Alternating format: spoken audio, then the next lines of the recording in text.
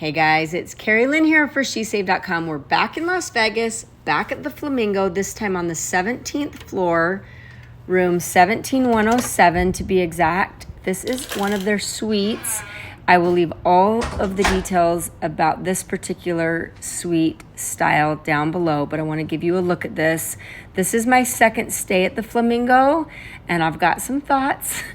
But first, I'm going to give you a peek at what these suites look like. This is the living room area, really spacious. Kind of a fun decor. This particular space feels really lived in. I like the roominess. It does feel like there's been some major parties in here, though, just going to say.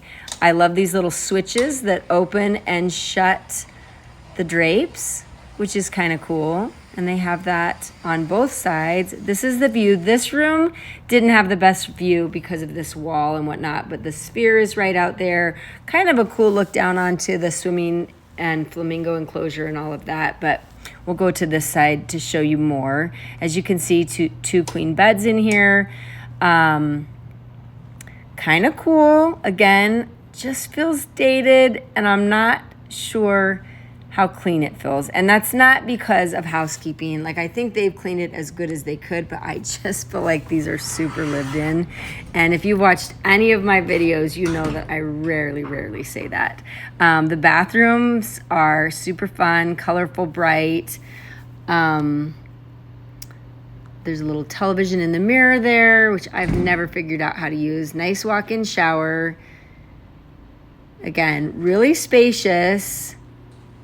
There's just something that didn't feel right about this particular room. It really had a strong smell to it, one of which I think was cleaning solution, but it almost felt like cleaning solution on top of smoke and other party type things. So anyway, I'm trying to be a fan,